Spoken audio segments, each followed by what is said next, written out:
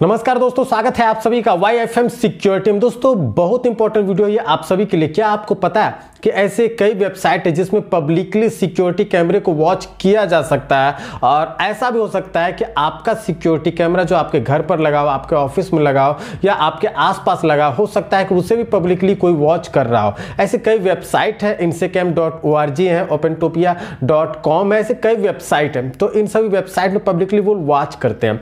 अब यहाँ पर बात यह आता है कि आखिरकार ये क्यों होता है और इसके कारण क्या है, हम किस तरह से अपने सिक्योरिटी कैमरे को सिक्योर्ड कर सकें, चाहे वो एनालॉग HD कैमरा हो, चाहे आईपी कैमरा हो या फिर वाईफाई कैमरा हो। खासकर वाईफाई कैमरे के साथ अधिकतर ये चीजें देखी गई है। और हमारे इंडियन मार्केट में प्राइस को लेके काफी ज्यादा इश्यूज चलते हैं और हम लोग सस्ते प्राइस वाले कैमरे को ज्यादा फोकस करते हैं। सिक्योरिटी हमारी प्रायोरिटी फर्स्ट नहीं होती, हमेशा लास्ट होती है। पहली प्रायोरिटी होती है कि हमें सस्ते से सस्ता बेहतर प्रोडक्ट मिले,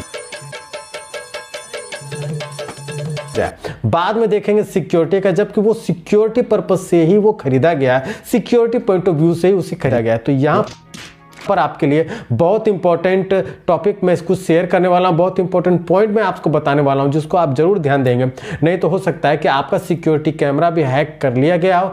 सबसे पहले तो अगर आपका पुराने मॉडल वाले DVR है, IP कैमरे हैं, तो जो डिफॉल्ट यूजर नेम और पासवर्ड होता है उसे आप बदल लें, क्योंकि अधिकतर ये केसेस जो है डिफॉल्ट यूजर नेम पासवर्ड लोग रखते हैं और उसके कारण भी ये चीजें देखी गई है, तो उसे आप बदल लें।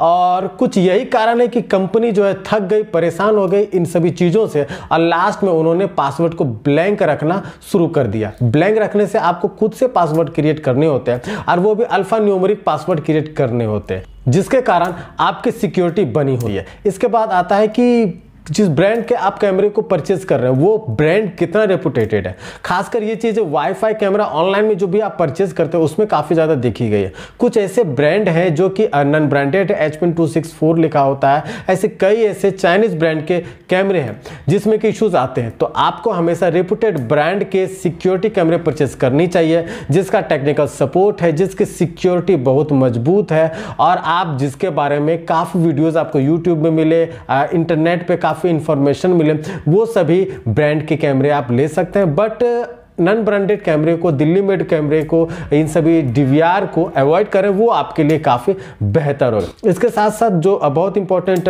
पॉइंट ऑफ व्यू मैं आपको बता रहा हूं, जब भी आप वाईफाई कैमरा परचेज करते हैं तो वाईफाई कैमरे को परचेज करते हैं तो वहां पर सिक्योरिटी को ध्यान में आप लोग नहीं रखते हैं। इसका एक बहुत बड़ा भुगतान आपको भुगतना पड़ सकता है। यहां पर मैं आपको बता दूं कि वैसे कैमरे को परचेज करें जिसमें SSL इंक्रिप्शन हो, WPAES इंक्रिप्शन का ऑप्शन हो, इसके साथ साथ SSL TLS का ऑप्शन हो। ये सभी सिक्योर्ड करते हैं आपके डिवाइस के डेटा को, जो रिकॉर्ड करती है, जिसके कारण उसे हैक करना आसान नहीं होता। इसके साथ साथ अगर आप IP कैमरे को यूज कर रहे हैं तो आप कंटिन्यूअसली अपने फर्मवेयर को अपडेट करें। हाँ, जो टाइम है, जितना डिफरेंस है उस बीच में, नहीं कि फोन की तरह आप हर 2-3 महीने में आप अपग्रेड करने लगे। बट अगर आपका पुराने में भी काम चल रहा है लेकिन उसे आप अपग्रेड कर लें, क्योंकि हो सकता है कि उसके साथ भी ये चीजें हो, क्योंकि नए अपग्रेड फर्मवेयर में वो सिक्योरिटी के इश्यूज जो है सॉल्व कर दिए जाते हैं। तो यहाँ पर भी आपको ध्यान देने बहुत जरूरी है। खासकर मैं एक और चीज मैं बताना चाहूंगा, IP कैमरा जब भी आप इंस्टॉल करते हैं या करवाते हैं तो याद रखिएगा जो डिफॉल्ट पोर्ट है, जैसे कि 80, 445, 8001 या 8001, यानी कि इन सीरीज के जो भी पोर्ट हैं, इन पोर्ट को जो है कम यूज करें। ये पोर्ट काफी रिस्की है और ऑटोमेटिक इन्हीं के अनुसार जो है लोग हैक करने की कोशिश करते हैं, जो हैकर्स होते हैं आपके IP कैमरे को।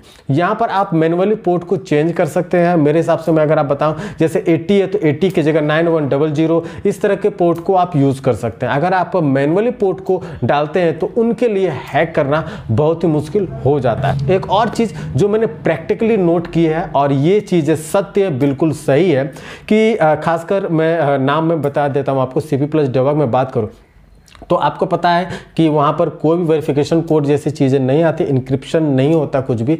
तो वहाँ पर कोई भी आप QR कोड अगर हो या DVR का पासवर्ड उसके पास हो तो फिर वो आसानी से उस DVR को देख सकता है ऑनलाइन, जितने भी मोबाइल हो देख सकते हैं। जबकि आप Hikvision में देखते हैं, मैं आप सोचेंगे कि मैं तरफदारी कर रहा हूँ, बट ये सत्य आप कहिएगा कि ऐसा होता है कि नहीं, कि Hikvision में अगर जिस ID से आप दोबारा आप ऑनलाइन कर चुके हैं, अगर आपका वो ऑफलाइन भी है वो, लेकिन कोई दूसरा अगर देखना चाहे तो वो इतना आसानी से होता है नहीं होता। उसके उसके बाद अगर कोई यूजर ने पासवर्ड जान भी जाता है तो वेरिफिकेशन कोड मांगता है, लॉक बना होता है, वही इंक्रिप्शन वही हो गया।